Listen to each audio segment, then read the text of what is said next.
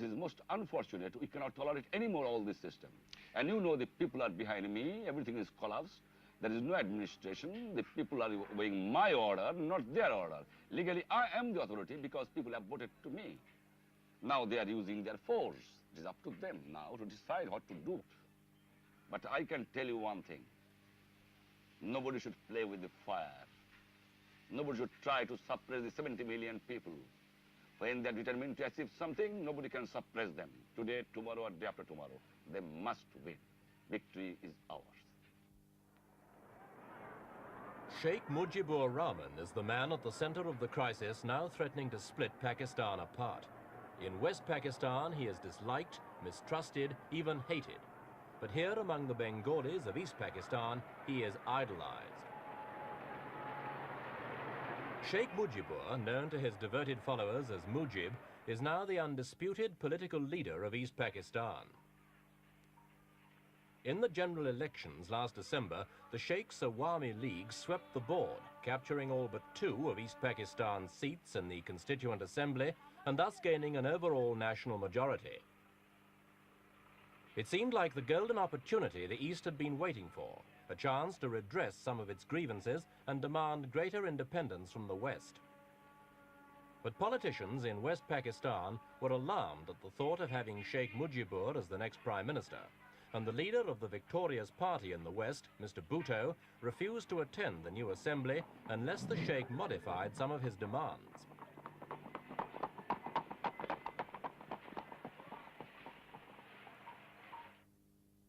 The crisis came in Pakistan's 24th year as a separate nation, 24 years in which its 2 halves have struggled to maintain a common identity in spite of the 1,000 miles of Indian territory which separate them. For many people in the Eastern Wing, that struggle no longer seems worthwhile.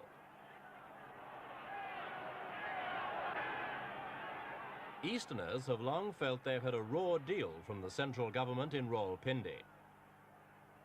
They complain of economic neglect with unfair allocation of foreign aid and investment funds, and they say that until now they've had nothing like the political influence they deserve as the nation's most populous province.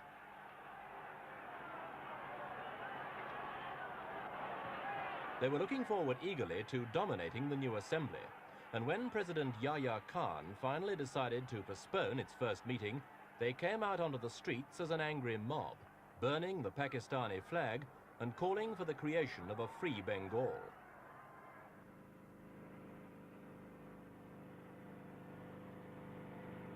President Yahya sent in troops to reinforce the strong garrison already stationed in the east. Unlike the Pathans and Punjabis of the West, the Bengalis have no great military tradition, and they form only 10% of the armed forces. The first spasm of rioting caused many casualties. Central government officials put the number of dead at 172, but the East Pakistanis claimed at least 500 had died.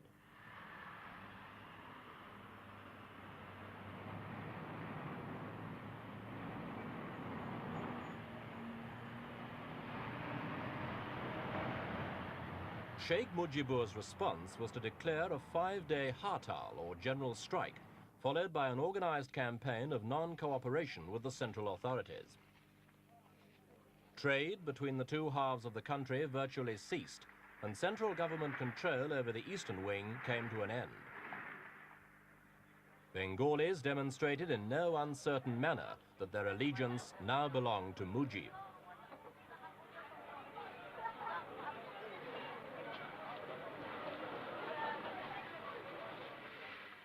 It's this support of the masses which has helped to make Sheikh Mujibur the most important politician in East Pakistan today. Now, why do you enjoy such tremendous support, do you think? You know that I love my people, and my people loves me. I'm ready to sacrifice everything for them, and naturally they will also sacrifice everything for what I say. And I am fighting for a principle, for a cause, and for the emancipation and freedom of my people. And definitely the people who have been oppressed for long 23 years. Naturally the people now stand by me, and I must stand by them. I'm not anxious for anything. I'm anxious for the emancipation of my people. politically, economically, and all matters. Now, you're using this word emancipation, liberation, a freedom from a long exploitation by the other wing of Pakistan. Some of your supporters prefer the word independence. Now, you didn't use that yesterday. It automatically comes. I have also used it something like this. It automatically comes if these people behave like a colonial power, and if the armed forces of the country use like a occupation army and killed the innocent unarmed people, what we can expect from the people then? You had the opportunities are determined to continue along the path of democracy until the last moment. You're going to make the other people. You know, I am believing the democratic process. If anybody use force, if people counteract by force, that's their responsibility. That's why I am concerned, as a democratic man, I follow the democratic movement. And I have started for Satyagraha and non-cooperation movement against them. And I am sure my people will not pay tax. I am sure the people will not join in the government.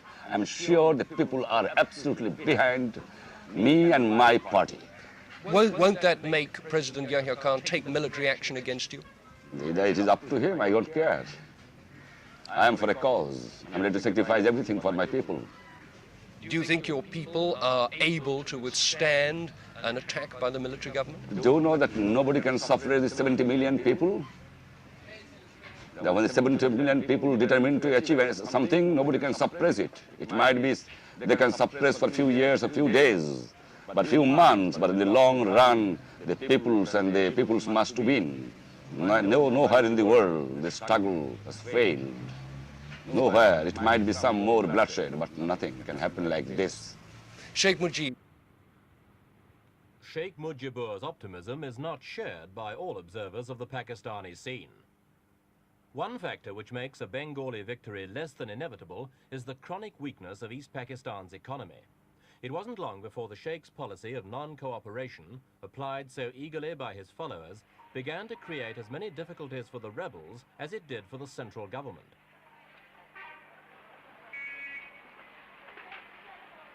To feed a population that grows by 6,000 every day, East Pakistan has to import 3 million tons of food a year. With the ports closed, the province was soon threatened with a serious food shortage, which was immediately reflected in rising prices. Rice, which was always much dearer than in the West, increased by 25%. Fish, which with rice forms the Bengalis' staple diet, almost doubled in price.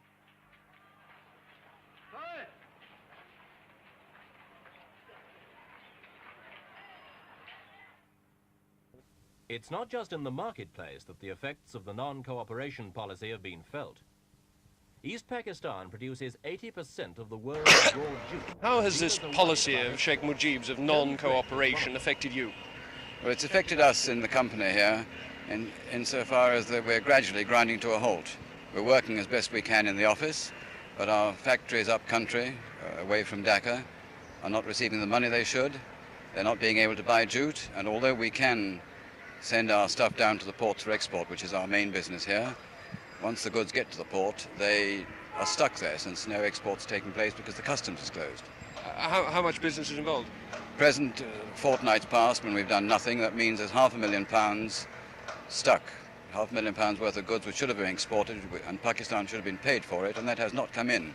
Pretty serious as far as Pakistan's foreign currency reserve is concerned. Since we're such a small unit here, I think it's very serious. When you remember that Pakistan uses about 23% of all the foreign exchange earnings just simply to pay interest on foreign aid loans. It's pretty serious when you lose a fortnight's income. How about manufacturing industry?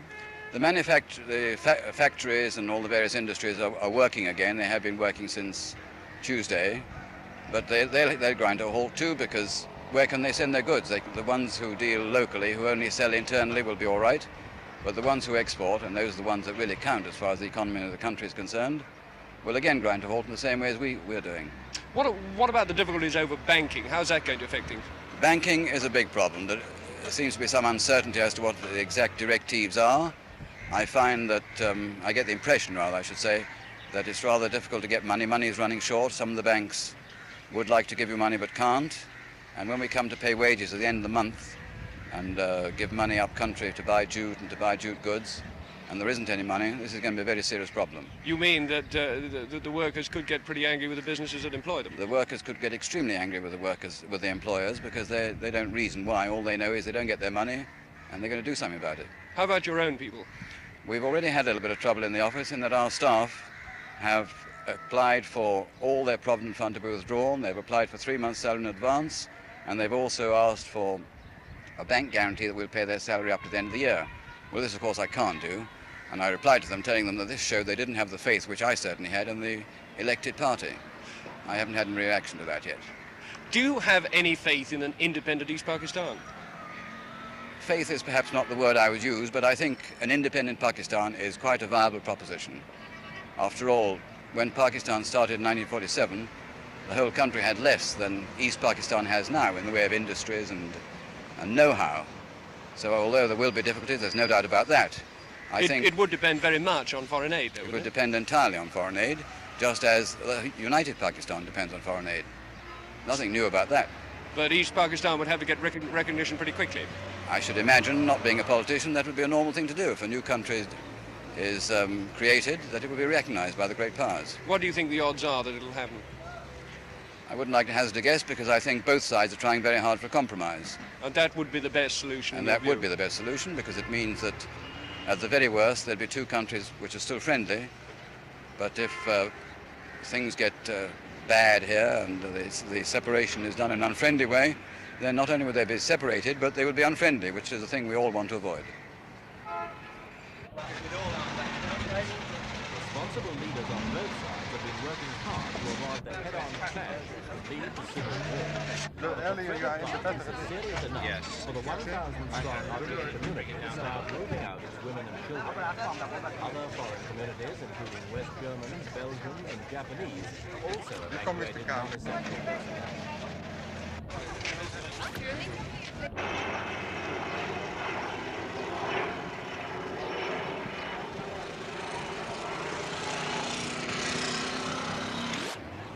As the foreigners left, Bengalis flocked to mass rallies where the dominant cry was for independence, not negotiations. Whatever the mood of their leaders, the crowds gave no impression that they'd be satisfied with a compromise.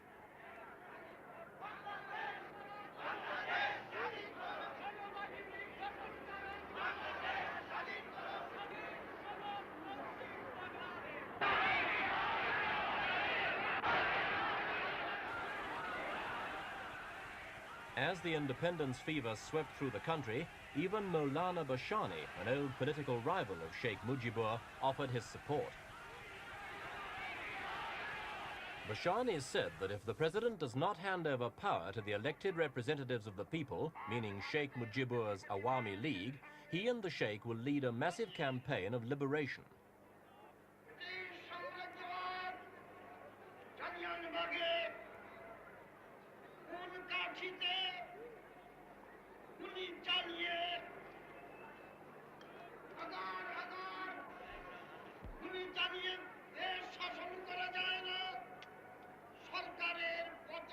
Bashani's pledge of support came with a warning to the Sheikh not to compromise with the president.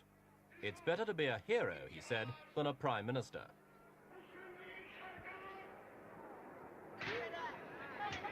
Meanwhile, 2 weeks of the Sheikh's non-cooperation policy had begun.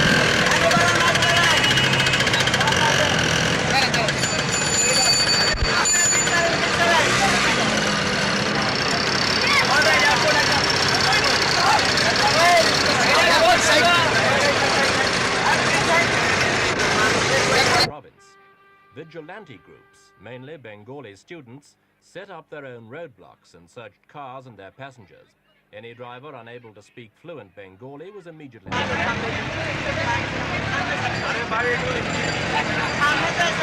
Two men broke away from their questioners and began running. One produced a gun and fired at the rickshaw driver. He was chased, knocked down and stoned to death by a crowd of more than 1,000 people.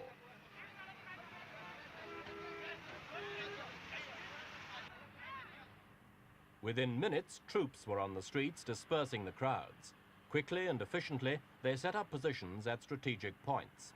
Even so, the incident was a gruesome reminder of just how near Dhaka is to boiling over into fierce intercommunal fighting. To prevent the situation getting any worse, President Yahya Khan flew into Dhaka for talks with Sheikh Mujibur. Despite his waves, he received few cheers when his heavily armed convoy sped into the city centre. Sheikh Mujibur emerged from his first meeting with the president in a very non-committal mood and refused to be drawn by the barrage of questions fired at him from the press. Kindly don't ask me any other questions. I have already answered. My discussion is going on about the political situation of this country. And discussion will continue because it is not a very matter of 1 or 2 minutes. You require sufficient time to discuss. And tomorrow 10 o'clock again I am meeting the president and discussing. Thank you very much now. Will some of your people be willing to... If the Sheikh was thinking of a compromise, he certainly didn't tell his supporters, whose ringing nationalistic slogans followed his car through the streets of Dhaka.